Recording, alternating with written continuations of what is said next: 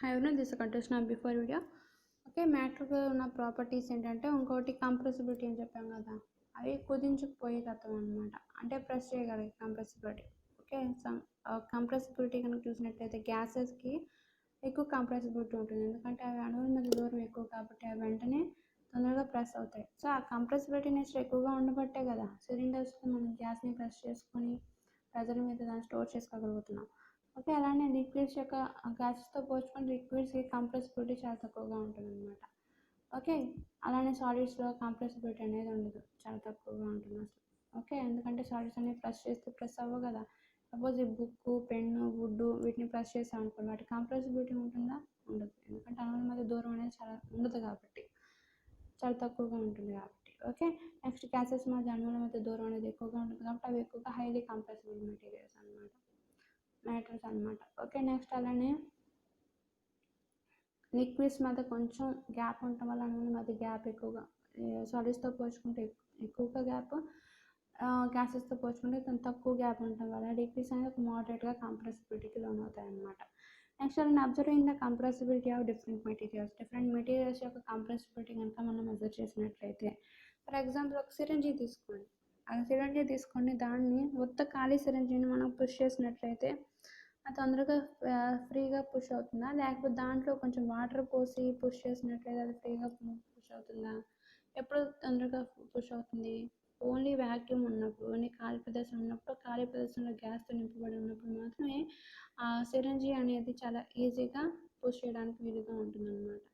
కాబట్టి అంటే దాంట్లో ఎంటీగా ఉన్నట్టు దాంట్లో గ్యాస్ ఉన్నట్టే కదా, సో గ్యాస్ అనేది ఫ్రీగా పుష్ చేయబడింది, అంటే తొందరగా కంప్రెస్ అయిందనమాట. అలానే లిక్విడ్ పోసినప్పుడు కొంచెం హార్డ్గా పుష్ చేయాల్సి వస్తూ ఉంటుంది, కాబట్టి లిక్విడ్స్ కన్నా గ్యాసెస్కి కంప్రెసిబిలిటీ అనేది ఎక్కువ ఉంటుందని చెప్పి మనం చెప్పొచ్చు. ఓకే అదేంటో ఇప్పుడు చూద్దాం. Take 50 ml of సిరంజీ and draw the piston to suck in air and place your finger on the nozzle and press and observe the depth of the piston moved into syringe. It is easy or hard to press. Okay ఒక 50 ml of సిరంజిని తీసుకొని దాని వెనక కింద బాటిల్లో మీ ఫింగర్ని పెట్టి press చేసినట్లయితే, నాజిల్ని press చేసినట్లయితే depth of piston move in syringe, అది ఎంతవరకు మూవ్ అవ్వగలదో మనం గమనించాలి అనమాట. అది ఈజీగా ఉంటుందో హార్డ్గా ఉంటుందో మీరు ప్రెస్ చేసి గమనించి చెప్పండి. ఓకే అది ఈజీగా ఉంటుంది అనమాట. Next you find any change in the volume of air in syringe. దీంట్లో ఏమిటిది కదా, ఇక్కడ ఎయిర్ యొక్క వాల్యూమ్లో ఏమైనా తేడా వచ్చిందా? తేడా రాలేదన్నమాట. ఓకే తేడా వచ్చింది. ఓకే నెక్స్ట్ అలానే ఎలా వచ్చిందో చెప్తున్నాం, ఎందుకంటే ప్రెస్ చేసినప్పుడు దాని యొక్క ఎయిర్ యొక్క వాల్యూమ్ అనేది తేడా వస్తూ ఉంటుంది అనమాట. నెక్స్ట్ అలానే ఈ పైన ఓకే ఇక్కడ పైన టాప్లో క్లోజ్ చేసా కదా, ఓన్లీ ఎయిర్ ఉన్నప్పుడు ప్రెస్ చేస్తే అది ఎక్కువగా do you find any change in the volume of air in syringe? ఈ వాల్యూమ్ ఆఫ్ ఎయిర్ ఏదైనా తేడా గమనించారు ఇక్కడ. అలానే నా fill water in syringe and press the piston. దీంట్లో సిరంజీలో వాటర్ ఫిల్ చేసి మనం పిస్టన్ ప్రెస్ చేసినట్లయితే, when it is easy to press the syringe with water or air. Air ఈజీగా ఉంది, వాటర్తో ప్రెస్ చేసినప్పుడు ఈజీగా ఉందా, ఎయిర్తో ప్రెస్ చేసినప్పుడు ఈజీగా ఉందా? ఎయిర్తో ప్రెస్ చేసినప్పుడు మాత్రం ఈజీగా ఉందన్నమాట. Next now take the piece of wood and press in with your thumb. అలానే చిన్న వుజన్ స్ట్రిప్ తీసుకొని దాన్ని కూడా అలానే ప్రెస్ చేయండి, మీ థంబ్ పెట్టుకొని. చేయలేరు అనమాట, ఎందుకంటే వుడ్ అనేది ప్రెస్ అవ్వదు కాబట్టి. నెక్స్ట్ అలానే what do you observe when you press the wood. వుడ్ని ప్రెస్ చేసినప్పుడు మీరేం గమనించారు? అది ప్రెస్ అవ్వకపోవడం. ఎందుకు? దాని కారణం అంటే అణువుల మీద దూరం అనేది చాలా తక్కువ ఉండటం వల్ల అది చాలా స్ట్రాంగ్గా ఉంటుంది కాబట్టి ప్రెస్ అవ్వదు అనమాట. So is there any change in this volume of wood? Volume of వుడ్లో కానీ ఏ విధమైన చేంజ్ అనేది రాలేదు. Okay from the above observation you find the gases are highly compressible as compare to the liquids and solids. దీన్ని బట్టి మనం ఏం చెప్పగలగాలంటే, ఇంత అబవ్ యాక్టివిటీ చేసుకొని ఏవైతే అణువుల మధ్య దూరం చాలా తక్కువగా ఉన్నాయి అవి మనకి తక్కువ కంప్రెసిబిలిటీ ప్రూవ్ అవుతా ఉన్నది. ఎక్కువ ఉంటే కొంచెం మోడరేట్గా కంప్రెస్ అవుతుంటాయి. ఎక్కువ స్పేస్ ఉంటే బాగా గ్యాసెస్ అయితే అవి ఎక్కువ ప్రెజర్కి లోన్ అవుతాయి అనమాట. సో గ్యాసెస్తో సాలిడ్స్తో పోల్చుకుంటే లిక్విడ్స్ యొక్క కంప్రెసిబిలిటీ అనేది ఎక్కువ ఉంటుంది. లిక్విడ్స్తో పోల్చుకుంటే గ్యాసెస్కి ఎక్కువ కంప్రెసిబిలిటీ ఉంటుంది అనమాట. Okay, so from the above observation you find that gases are highly compressible as compared to the liquids and solids. ఇందాక మనకి సిరంజి ప్రెస్ చేసినప్పుడు గ్యాసెస్కి ఎక్కువ ప్రెస్ అయింది అనమాట gases. Okay, same volume of gas ఎంత వాల్యూమ్ ఉంటుందో లిక్విడ్ ఎంత వాల్యూమ్ అనుకోండి, కానీ ప్రెస్ చేసినప్పుడు గ్యాస్ ఎంత ప్లేస్ అయినా అడ్జస్ట్ అవ్వగలదు, ఎందుకంటే ఎయిర్ స్పేస్ ఎక్కువ ఉంటుంది కదా, గ్యాప్ ఎక్కువ ఉంటుంది కాబట్టి. ఇప్పుడు గ్యాప్ తక్కువ ఉంటుంది కాబట్టి కొంచెం ఎక్కువ ఏరియాని సేమ్ వాల్యూమ్ ఆఫ్ లిక్విడ్ అయినా కొంచెం ఎక్కువ ఏరియాని ఆక్యుపై చేస్తుంటాయి. సో వాల్యూమ్ అనేది సేమ్ అయినా లిక్విడ్కి సాలిడ్కి గ్యాసెస్కి, కానీ వాటి షేప్లో వాటి కంప్రెసిబిలిటీలో మాత్రం తేడా ఉంది. కాబట్టి gases are highly compressible than compare to the liquids and solids అని చెప్పచ్చు అనమాట. Okay, next in our houses liquid petroleum gas LPG gas is used for cooking. Nowadays CNG is also used to many automobiles. For all these purposes, large volume of a gas is compressed into a cylinder for a small volume to make it portable. కాబట్టి CNG LPG gases, సిఎన్జినేమో మనం ఆటోమొబైల్స్లో ఫ్యూయల్గా ఉపయోగిస్తున్నాం, ఎల్పిజినేమో ఇంట్లో వంట సెక్టర్గా ఉపయోగిస్తున్నాం కదా. వాటిని ఎందుకు సిలిండర్స్లో store చేయడానికి కారణం అంటే అది తక్కువ ఏరియాలో తక్కువ ప్లేస్లోనే అవి ఎక్కువ వాల్యూమ్తో అవి నింపబడటానికి అనువుగా ఉంటుంది అనమాట. కాబట్టి అది ఈజీగా క్యారీ చేయడానికి స్టోర్ చేసుకోవడానికి కూడా అది పోర్టబుల్గా ఉంటుంది అనమాట. So nowadays for all purposes large volume of a gas is compressed into cylinder of small volume to make it portable. కాబట్టి ప్రజెంట్ డేస్లో మనకి తక్కువ వాల్యూమ్లోనే ఎక్కువ గ్యాస్ నింపేటట్టు సిలిండర్స్ని తయారు చేసడం వల్ల మనకి చాలా అనువుగా పోర్టబుల్గా స్టోరేజ్కి వర్కింగ్కి ఈజీగా ఉంటుంది అనమాట, అనువుగా ఉంటుంది. ఓకే, నెక్స్ట్ అలానే థింక్ అండ్ డిస్కస్. నేను కనుక ఆలోచించి చెప్పినట్లయితే మనం సాలిడ్స్కి ఏం ప్రాపర్టీ ఉంటాం, ఆ షేప్లో స్ట్రక్చర్లో ఏ విధంగా తేడా ఉండదు, వాల్యూమ్లో తేడా ఉండదు, ఆ ప్రెస్ చేసినా ప్రెస్ అవ్వని చెప్తున్నాం కదా. అలానే స్పాంజ్ ఉంటుంది. స్పాంజ్ని మనం సాలిడ్గా చూసుకుంటామో లిక్విడ్గా చూసుకుంటాము, సాలిడ్గానే కన్సిడర్ చేస్తాం. కానీ అది ప్రెస్ చేస్తే ప్రెస్ అవుతుంది కదా, దాని లిక్విడ్ అని ఎందుకు అనకూడదు స్పాంజ్ని? ఎప్పుడైనా డౌట్ వచ్చిందా? అలానే వాటర్కి ప్రాపర్టీస్ అని చెప్పాము, అది ఏ షేప్ కంటైనర్ వేస్తే ఆ షేప్లోకి వాటర్ దాని యొక్క షేప్ని మార్చుకుంటుందని చెప్పి చెప్పుకున్నాం కదా. అలానే ఇప్పుడు సాల్ట్ తీసుకున్నాం, టేబుల్ సాల్ట్ని, ఓకే, మెత్తటి ఉప్పుని తీసుకొని డిఫరెంట్ షేప్స్ కంటైనర్స్లోకి వేసినట్లయితే అది ఆ షేప్ని కంటైనర్లోకి ఆ సాల్ట్ యొక్క షేప్ మార్చుకుంటుందా మార్చుకోదా? మార్చుకుంటుంది. కానీ దాన్ని మనం సాలిడ్ అని ఎందుకు అంటున్నాం? ఎందుకంటే ఆ స్పాంజ్ అనేది స్ప్రెడ్ అయ్యే లక్షణం ఉన్నా కానీ దాని యొక్క అణువుల మధ్య అది సాలిడే, కాకపోతే దాంట్లో ఉన్న అణువుల మధ్య కొంచెం ఎయిర్ స్పేస్ అనేది, ఎయిర్ గ్యాప్ అనేది కొంచెం ఎక్కువగా ఉంటుంది అన్నమాట మిగతా సాలిడ్స్తో పోల్చుకుంటే. కానీ స్పాంజ్ అనేది సాలిడే. నెక్స్ట్ అలానే ఉప్పు, మెత్తటి ఉప్పుని మనం డిఫరెంట్ షేప్స్ కంటైనర్లోకి షేప్ మార్చుకుంది కాబట్టి దాన్ని మనం లిక్విడ్గా అనొచ్చు అంటే అనలేం, ఎందుకంటే ద్రవ రూపంలో లేదు, అది ఘన రూపంలోనే ఉంది ఉప్పు. ఓకే, వాటి అణువుల మధ్య దూరం కూడా చాలా తక్కువగానే ఉంది. ఓకే, అలానే let us touch a rubber band. It is touch there is any change in shape. And ఒక రబ్బర్ బ్యాండ్ తీసుకున్నట్లయితే థింక్ అండ్ డిస్కస్, మీరు ఆలోచించి డిస్కస్ చేసి వీటికి ఆన్సర్స్ చెప్పాలన్నమాట. ఒక రబ్బర్ బ్యాండ్ కానీ తీసుకుంటే దాని యొక్క షేప్లో చేంజ్ వచ్చింది, కానీ దాన్ని మనం లిక్విడ్ అనొచ్చా? లిక్విడ్ ఇందాక షేప్లో చేంజ్ వస్తుంది చెప్పాం కదా, రబ్బర్లో కూడా చేంజ్ వచ్చింది, కానీ దాన్ని మనం లిక్విడ్ అనొచ్చా? అనకూడదు, ఎందుకంటే రబ్బర్ యొక్క దాంట్లో ఉండే అణువుల మధ్య దూరం చాలా తక్కువగా ఉంటుంది, కానీ దానికి స్ట్రెచ్చింగ్ నేచర్, సాగే గుణం ఉంటుంది కాబట్టి అది రబ్బర్, అది సాలిడే అనమాట.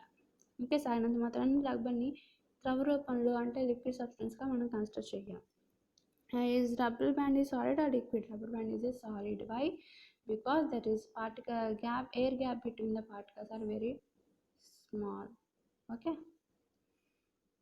what will happen if the stretching thus stopped? What will happen if there is stretched too much? అదే రబ్బర్ బ్యాండ్ని ఒకసారి స్ట్రెచ్ చేసి ఆపితే ఏమవుతుంది, అలానే బాగా సాగదీస్తే ఏమవుతుంది? సో స్ట్రెచ్ చేసి ఆపితే జస్ట్ మరి దాని ఒరిజినల్ షేప్లోకి వచ్చేసింది. కాబట్టి ఆ రబ్బర్ బ్యాండ్ యొక్క షేప్లో స్ట్రక్చర్లో ఏమైనా తేడా వచ్చిందా?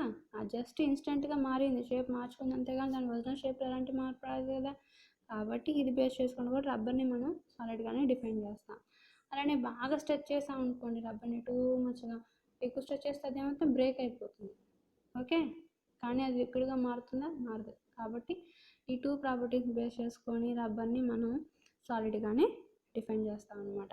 నెక్స్ట్ అలానే take some finely powder salt or not crystal and keep it in 2 different jars. అలానే క్రిస్టల్ సాల్ట్ కాకుండా పౌడర్ సాల్ట్ తీసుకున్నట్టు 2 డిఫరెంట్ షేప్స్ ఆ కంటైనర్స్లో వేసి దానికి షేప్ మారుతుందా? ఎస్ మారుతుంది. కానీ మనం లిక్విడ్ అనొచ్చు, దాన్ని అనకూడదు, దాన్ని సాలిడ్ అనే అనాలి. ఎందుకంటే ద్రవ రూపం లేదు కదా, అది వాటర్తో కలిసినప్పుడు మాత్రం అది ద్రవ రూపంలోకి మారుతూ ఉంటుంది. అలానే which shape does the powder salt takes? The powder salt shape where it is against its own shape of container. Okay, sorry, which shape does the powder salt take? Powder salt ఏ షేప్ని take చేస్తుంది, ఆ shape అతను ఏ కంటైనర్లో ఉందో ఆ container షేప్ని అది gain చేస్తూ ఉంటుంది అనమాట.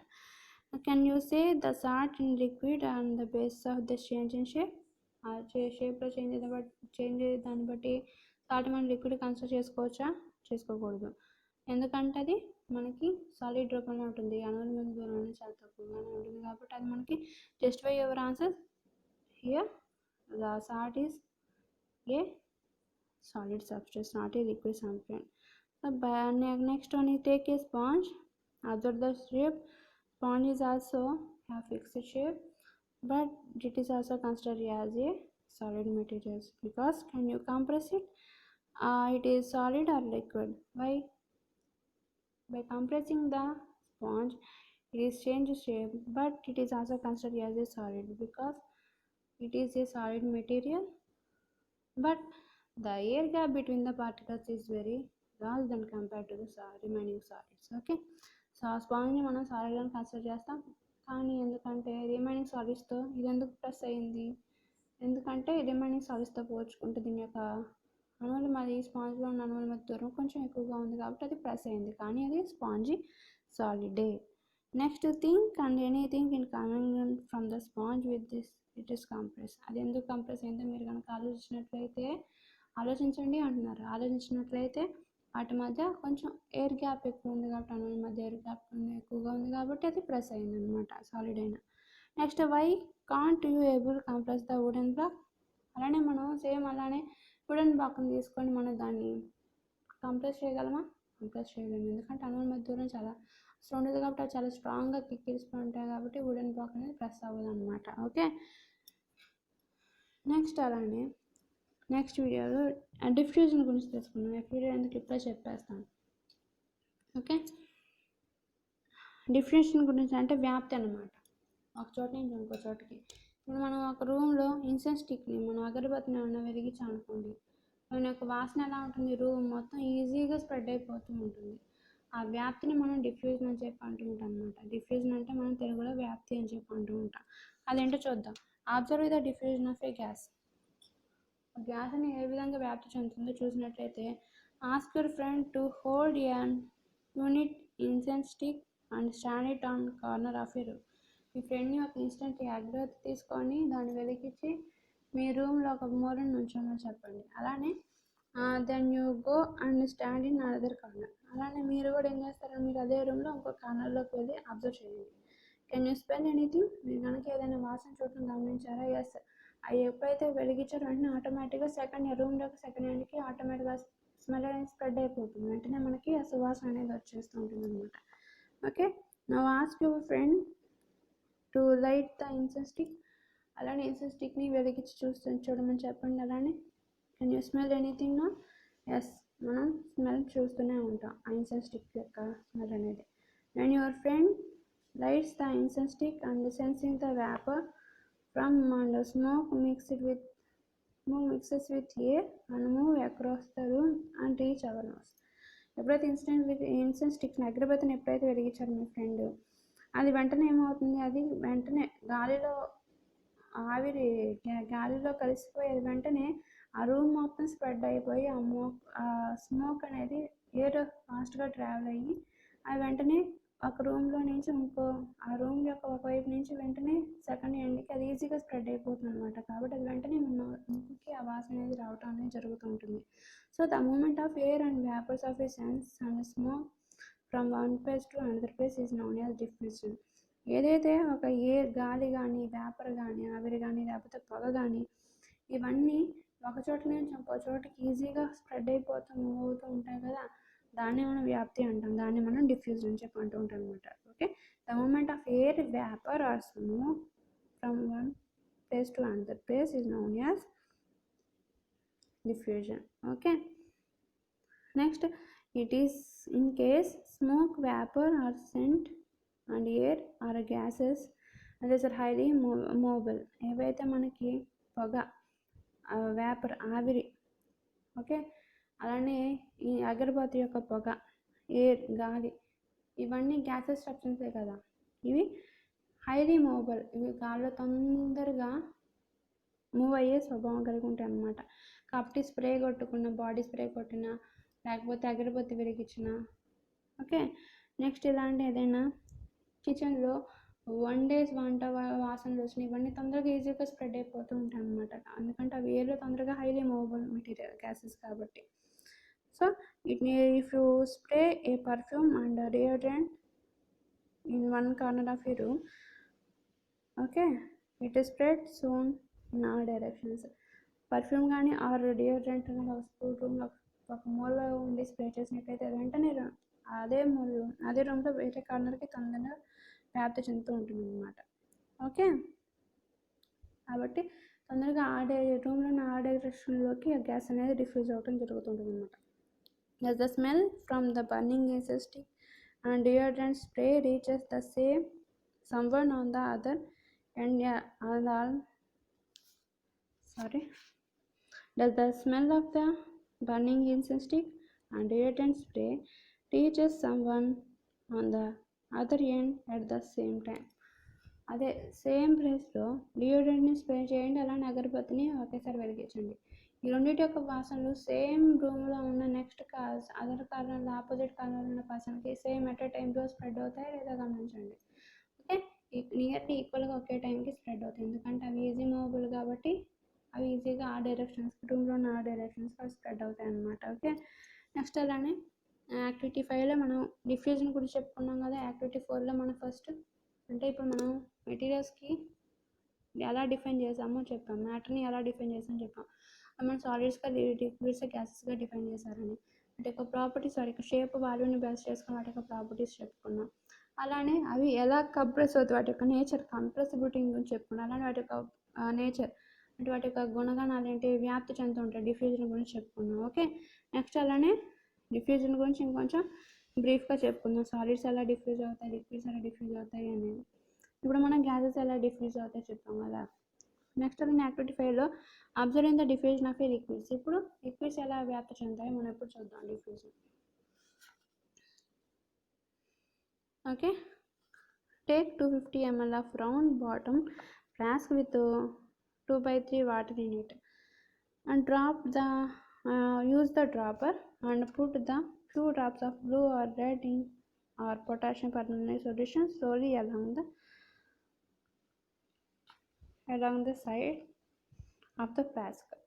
ఓకే, మనం ఏం చేస్తాం, ఇప్పుడు లిక్విడ్స్ ఎలా వ్యాప్తి చెందుతాయి, మనం సాలిడ్స్ అయితే ఎయిర్లో ఈజీగా స్ప్రెడ్ అయిపోతాయి, లిక్విడ్స్ అనేది గ్యాస్ అనేది ఎయిర్లో ఈజీగా డిఫ్యూజ్ అవుతాయని చెప్పి చెప్తున్నాం. అలా లిక్విడ్స్ మనం చూసినట్లయితే ఒక క్లోనికల్ ఫ్లాస్క్ తీసుకొని దాంట్లో ఒక సర్టెన్ లెవెల్ వరకు వాటర్ పోసి దాంట్లో 250 ml of red bottom flask తీసుకొని బీకన్లో కొంచెం కలర్ చేంజ్ అవ్వడం, రెడ్డింగ్ కానీ బ్లూయింగ్ కానీ కొంచెం కలర్ వేరియేషన్ తెలియడానికి, అలానే లేకపోతే పొటాషియం పర్మాంగనేట్ కానీ కొంచెం ఫ్యూ డ్రాప్స్ తీసుకొని 2/3 ఆఫ్ వాటర్లో మనకి ఆ కోనికల్ ఈ బాటమ్ యొక్క ఫ్లాస్క్ ఒక సైడ్ నుంచి వాల్ నుంచి కనుక మనం స్ప్రెడ్ చేసి డ్రాప్ బై డ్రాప్ మనకు వదిలినట్లయితే మనకి ఏం చేస్తుంది, డ్రాప్ బై డ్రాప్ అనేది ఆ వాటర్లో మనకు కలవడం అనేది ఈజీగా క్లియర్గా తెలుస్తుంది అనమాట.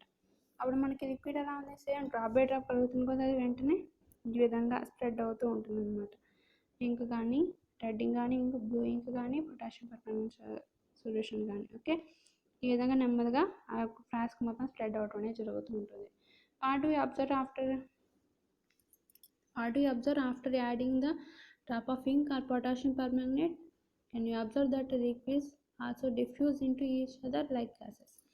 ఓకే, ఈ పొటాషియం పర్మాంగనేట్కి తీసుకొని మనం ఇక్కడ స్ప్రెడ్ చేసినట్లయితే అక్కడ ఏం అబ్జర్వ్ చేశారు, అది గ్యాసెస్ లాగానే ఇది కూడా డిఫ్యూజ్ అవుతుందా, వ్యాప్తి చెందుతుందా? ఎస్, డిఫ్యూజ్ అవుతుంటుంది. ఓకే, కానీ గ్యాస్ అంత ఫాస్ట్గా కాదు, కొంచెం స్లోగా వ్యాప్తి చెందుతూ ఉంటుంది అనమాట లిక్విడ్స్లో.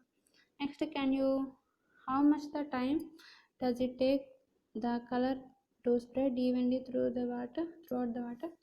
ఇది వాటర్ మొత్తంలో కలవడానికి ఎంత టైం తీసుకుంది మీరు కనుక నోట్ చేసి చెప్పండి. ఓకే, ఇలా చేసి.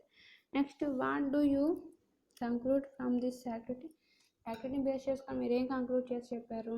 ఎందుకంటే liquids also diffuses like gases లాగానే లిక్విడ్స్ కూడా డిఫ్యూజ్ అవుతూ ఉంటాయి, వ్యాప్తి చెందుతూ ఉంటాయి. కాబట్టి గ్యాస్ అంత ఫాస్ట్గా డిఫ్యూజ్ అవ్వదు అనమాట. So liquids are diffuses less faster than gases. Okay, sorry, ఇంకో రకంగా చెప్పాలంటే liquids are slowly diffused than compared to the gases. Okay, next అలానే మనకి ఇంట్లో పొటాషియం పర్మాంగనేట్ అలాంటి మీకు ఏమన్నా దొరకకపోతే ఇంట్లో కొంచెం పసుపు కానీ ఉంటుంది కదా, మన ఇంట్లో కొంచెం ఫుడ్ వేసుకుని ఫుడ్ కలర్స్ ఉంటాయి కదా, వాటిని చిన్న గ్లాస్ తీసుకొని దాంట్లో కొంచెం పలుచగా కలుపుకొని వాటి యొక్క పిల్లర్ సహాయంతో కానీ లేకపోతే ఇంజెక్షన్ సిరింజీ ఉంటాయి కదా వాటి సహాయంతో కానీ ఒక గ్లాసుడ్ కంటైనర్ కానీ గ్లాసుడ్ కప్పు కానీ ఒక గ్లాస్ ఉంటుంది కదా మన ఇంట్లో, గ్లాస్ యొక్క వాల్స్ కూడా సైలెంట్గా డ్రాప్ చేసి వదిలినట్లయితే అది వాటర్లో ఎంతసేపు డిఫ్యూజ్ అవుతుందో, అది డిఫ్యూజ్ అవడానికి పూర్తిగా వాటర్లో కలవడానికి ఎంత టైం ఉందో ఎంత టైం పడుతుందో మీరు మెజర్ చేయండి.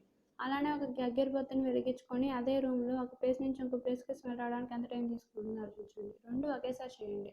ఒక 4 మెంబర్స్ కలిసి పని చేసినట్టయితే ఒకేసారి గ్యాస్ తొందరగా స్మెల్ వచ్చిందా, ఈ వాటర్ తొందరగా కలిసిపోయిందా? వాటర్ పూర్తిగా ఈ కలర్ పూర్తిగా వాటర్లో కలవడానికి ముందే ఇన్సెన్స్ స్టిక్ యొక్క స్మెల్ అనేది వెంటనే నెక్స్ట్ ఎండ్లో ఉన్న పర్సన్ యొక్క ముక్కకి రీచ్ అవుతుంది అనమాట. కాబట్టి మనం ఏం చెప్పాం, మనం అట్ ఏ టైం రెండింటిని ఒకేసారి చేసినా 4% రెగ్యులర్గా కరెక్ట్గా ఉండి సేమ్ టైంని ఎక్స్పెరిమెంట్ చేసినా కూడా గ్యాస్ అనేది తొందరగా స్మెల్ వచ్చింది, లిక్విడ్ అనేది కొంచెం టైం పట్టింది అనమాట దాంట్లో కలవడానికి. కాబట్టి గ్యాస్ అనేది లిక్విడ్స్ కన్నా ఫాస్ట్గా డిఫ్యూజ్ అవుతుందని చెప్పి మనకి చెప్పచ్చు. నెక్స్ట్ అలానే యాక్టివిటీ 6లో ఏం చెప్పాం, observe the diffusion of a particles of solids into liquids.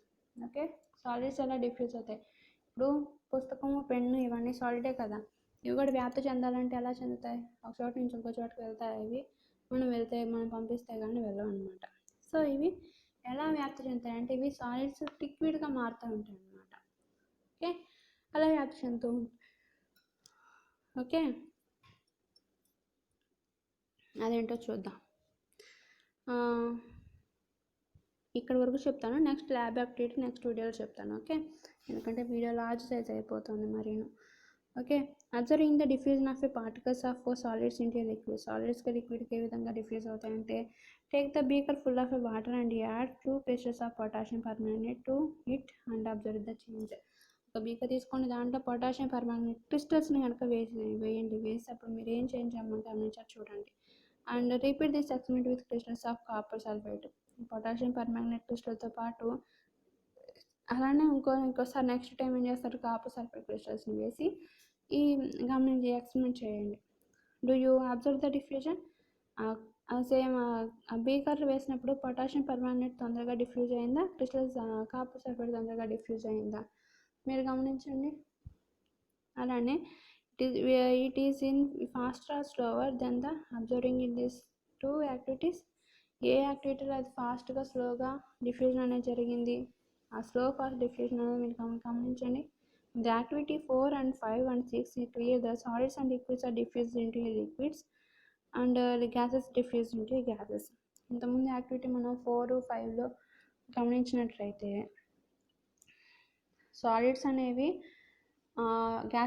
గ్యాసెస్గానే diffuse అవుతాయి, సాలిడ్స్ అనేవి లిక్విడ్గా మారి డిఫ్యూజ్ అవుతాయి, లిక్విడ్స్ అనేవి లిక్విడ్గానే డిఫ్యూజ్ అవుతాయి. ఓకే, కాబట్టి సాలిడ్స్ లిక్విడ్స్ కనుక డిఫ్యూజ్ అవ్వాలంటే లిక్విడ్ రూపంలోనే డిఫ్యూజ్ అవ్వాలి, కానీ గ్యాసెస్ మాత్రం గ్యాసెస్ రూపంలోకి డిఫ్యూజ్ అవుతాయి అనమాట. So the solids liquids are diffuse into a liquids and gases diffuses into a gases అని చెప్పి మనకు తెలిసింది కదా. Next certain gases from atmosphere, particularly oxygen and carbon dioxide, diffuses and dissolved into water. And suppose the survival of aquatic animals and plants. ఏదైతే gases ఉన్నాయో గ్యాసెస్గా diffuse అవ్వకుండా కొన్ని carbon dioxide oxygen అనే గ్యాసెస్ ఏవైతే ఉన్నాయో వాటర్లో కరుగుతాయి అన్నమాట. నీటిలో కరిగి అవి నీటిలో జీవించే అక్వాటిక్ యానిమల్స్ ఏవైతే ఉన్నాయో వాటికి అవి ఆక్సిజన్ని ఎంత చేస్తే అవి జీవించడానికి అనువుగా ఉంటాయన్నమాట. Okay, next diffusion therefore it is very important process for living things. ఈ డిఫ్యూజ్ వ్యాప్తి చెందడం అనేది లివింగ్ థింగ్స్కి చాలా అత్యవసరమైన ప్రక్రియ అన్నమాట. ఎందుకంటే ఆక్సిజన్ కార్బన్ డైఆక్సైడ్ ఉన్న చోట ఉన్నాయనుకోండి, మనకి శ్వాసకి ఎలా గాలి అందుతుంది, వెంటనే ఒక చోట నుంచి ఇంకో చోటకి స్ప్రెడ్ అవ్వకుండా గాలిని స్తంభించిపోయింది అనుకోండి, అప్పుడు మన ప్రాణం ఉంటుందా, ఉండదు కదా. కాబట్టి యానిమల్స్ అనే లివింగ్ థింగ్స్ అన్నిటికీ డిఫ్యూజన్ అనేది, గ్యాసెస్ యొక్క డిఫ్యూజన్ ప్రాసెస్ అనేది చాలా వెరీ ఇంపార్టెంట్ ప్రాసెస్ అనమాట. Okay, so diffusion therefore is very important process for living things, and during the respiration oxygen diffuses from lungs into blood. మనకి ఇలానే మన బ్రీతింగ్ ప్రాసెస్లో మనకి శ్వాసక్రియలు ఏమవుతుందంటే ఆక్సిజన్ అనేది మన ముక్కు నుంచి ఊపిరితిత్తులకి వెళ్ళి ఊపిరితిత్తు నుంచి మన బ్లడ్లోకి కలుస్తుంది అనమాట. Okay, so oxygen diffuses from lungs into blood. And మనకి కార్బన్ డైఆక్సైడ్ ఏంటి, మన బాడీలో ఉన్న కార్బన్ డైఆక్సైడ్ బ్లడ్లో నుంచి ట్రావెల్ అయ్యి ఊపిరితిత్తులోకి వచ్చి ఊపిరితిత్తుల నుంచి మన ముక్కు ద్వారా బయటకు వస్తుంది అనమాట. కాబట్టి ఆ కార్బన్ డైఆక్సైడ్ అనేది diffuses from blood into lungs. Carbon dioxide blood నుంచి లంగ్స్కి, అలానే ఆక్సిజన్ లంగ్స్ నుంచి బ్లడ్కి ఇలా వ్యాప్తి చెందుతూ ఉంటాయి అనమాట, డిఫ్యూజ్ అవుతూ ఉంటాయి. ఓకే, మీరు కన్ఫ్యూజ్ అవ్వద్దు. ఆక్సిజన్ అనేది మనకి యూస్ఫుల్ కదా, అది వెంటనే మన బాడీ పార్ట్స్కి అందాలంటే ముందు లంగ్స్ నుంచి బాడీ పార్ట్స్కి బ్లడ్ ద్వారా వెళ్తూ ఉంటుంది. కార్బన్ డైఆక్సైడ్ అనవసరమైన మెటీరియల్ కదా, వెంటనే బయటకు వచ్చేయాలి కదా కార్బన్ డైఆక్సైడ్. కాబట్టి అది బ్లడ్ ఏం చేస్తుంది, మన బాడీ పార్ట్లో ఉన్న కార్బన్ డైఆక్సైడ్ని గ్యాదర్ చేసి వెంటనే లంగ్స్కి ఇచ్చేస్తుంది. లంగ్స్ అవి మనకి నోస్ ద్వారా బయటకు పంపించేస్తూ ఉంటాయి అన్నమాట ఈ process. Okay, so solids, liquids and gases are diffused into liquids. Solids, liquids, gases are diffused into liquids. Okay, solids అయినా లిక్విడ్స్ అయినా గ్యాసెస్ అయినా, ఇక్కడ మన గ్యాసెస్లో ఆక్సిజన్ కార్బన్ డైఆక్సైడ్ వాటర్లో కూడా కలిసి వ్యాప్తి చెందుతుంది కదా. కాబట్టి గ్యాసెస్ అయినా లిక్విడ్స్ అయినా సాలిడ్స్ అయినా మనకి లిక్విడ్స్ లా కూడా డిఫ్యూజ్ అవుతూ ఉంటాయి. Okay, rate of diffusion of gases is higher than compare to the liquids or gas solids. కానీ ఆ గ్యాస్ యొక్క డిఫ్యూజన్ అనేది, వ్యాప్తి చెందడం అనేది గ్యాసెస్కి ఎక్కువ వ్యాప్తి చెందుతాయి. గ్యాసెస్ ఎక్కువగా వాయువులు ఎక్కువగా వ్యాప్తి చెందుతాయి అన్నమాట. ద్రవ పదార్థాలతో పోల్చుకుంటే, ఘన పదార్థాలతో పోల్చుకుంటే వాయు పదార్థాలు తొందరగా వ్యాప్తి చెందుతూ ఉంటాయి. So gas are heavy diffuses than compare to the liquids and solids. Okay, next వీడియోలో మనం ల్యాబ్ యాక్టివిటీ గురించి తెలుసుకుందాం.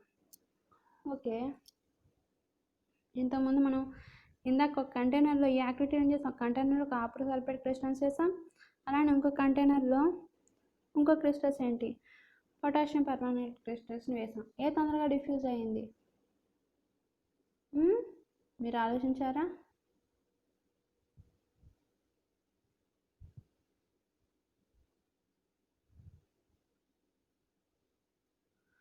ఓకే,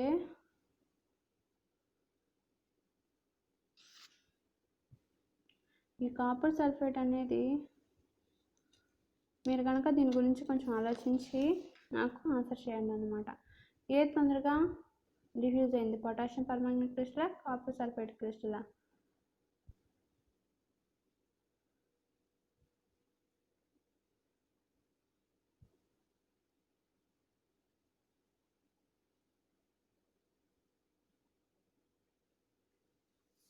ఓకే, నెక్స్ట్ వీడియోలో మనం ఏం చేస్తామంటే దీని గురించి ల్యాబ్ యాక్టివిటీ చేసి మనం తెలుసుకుందాం. Okay, thanks for watching my video.